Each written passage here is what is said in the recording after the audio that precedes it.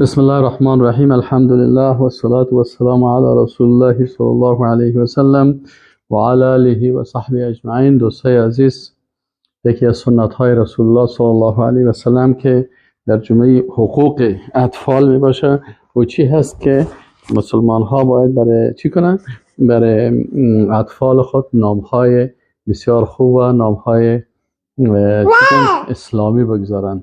بهترین نام ها برای پسرکا چی است؟ عبدالله و عبدالرحمن است و نام هایی که بندگی را به الله سبحانه و تعالی بیان میکنن، مثلا عبدالله، عبدالرحمن، عبدالکریم، عبدالستیر، عبدالوهاب، عبدالغفور، عبدالرحیم. این بهترین نام ها هست. همین قسم پسرها بهترین نام های پیغمبران علیهم السلام است، مثل یحیی علیه السلام، مثل محمد صلی الله علیه و سلم نام فرزندان محمد بانین یا عبدالله بانین، یا مثلا نام پسرهای دارن نام های پیغمبران آدم علیه السلام، نام یوسف علیه السلام. این نام های پیغمبران علیه السلام که در قرآن ذکر است یا در سنت رسول الله صلی الله علیه و سلم ای گذاشته شد. بعد از اون نام های اصحاب رسول الله صلی الله علیه و سلم هستند. چرا؟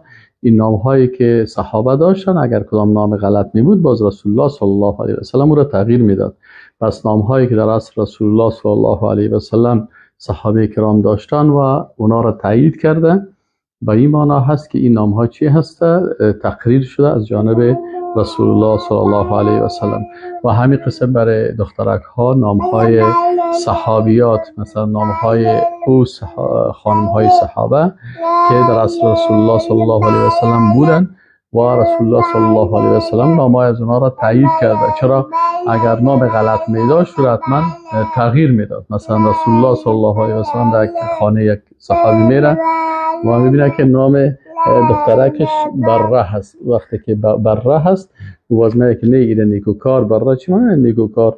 ورش میگه که نام از را به جمیله تبدیل بکنین. پس بهترین نام ها مثلا نام های صحابیات است، مثل بی بی عایشه، بی بی فاطمه، بی بی سمیه، بی بی خوله، بی بی نصیبه، مثلا دیگه نام هایی که صحابیات داشتن.